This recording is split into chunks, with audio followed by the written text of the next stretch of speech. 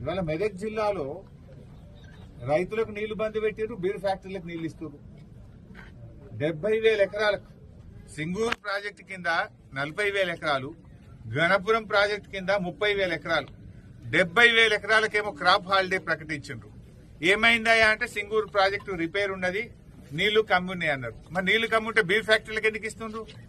Beer ఫ్యాక్టరీలకు నీళ్లు ఇవ్వడానికి మాత్రం నీళ్లు ఉంటాయి, మా యాసంగి పంటకు రైతుకు నీళ్లు ఉన్నాయా?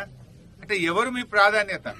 బీరు ఫ్యాక్టరీల ఓనర్లు మీకు ఇచ్చే కమిషన్లకు లంచాలకు నీళ్లు ఇస్తుండ్రా? ఎందుకంటే గరీబోళ్లు మా రైతులు లంచాలు ఇయ్యరు, మా రైతులకు నీళ్లు ఇస్తే మీకేం దొరకాయని ఇస్తలేరా? ఎందుకు ఇస్తలేరు రైతులకు? రైతులకు లేని నీళ్లు బీరు ఫ్యాక్టరీలకు ఎక్కడికెళ్ళి వచ్చినాయి? రైతులు అడిగితేనేమో క్రాప్ హాలిడే, నీళ్లు లేవు, రిపేర్ ఉందంటివి. ఇవాళ ఎక్సైజ్ శాఖ కార్యదర్శి జిల్లాకొచ్చి ఇరిగేషన్ అధికారులకు, కలెక్టర్ కు బీర్ ఫ్యాక్టరీలకు మాత్రం నీళ్లు ఆగద్దు, ఫుల్గా నీళ్లు ఇవ్వండి, బీర్ ఫ్యాక్టరీలు మంచిగా చూసుకోండి అని చెప్తుంది.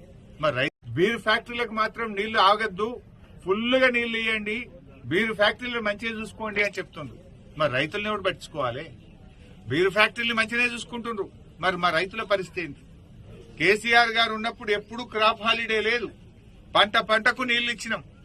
కానీ మీకు ఇలా బీరు ఫ్యాక్టరీల మీద ఉన్న మోజు రైతుల మీద లేదు, బీరు ఫ్యాక్టరీల మీద ఉన్న ప్రేమ ఇవాళ రైతుల మీద మీ ప్రభుత్వానికి లేకుండా పోయింది.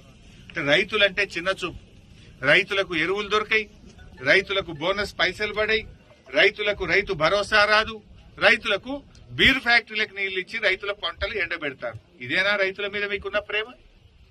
రైతులకు పోయిన యాసంగిలో, మొన్న వర్షాకాలంలో అకాల వర్షాలు పడి, వడగళ్ల వానబడి పంట నష్టం జరిగింది.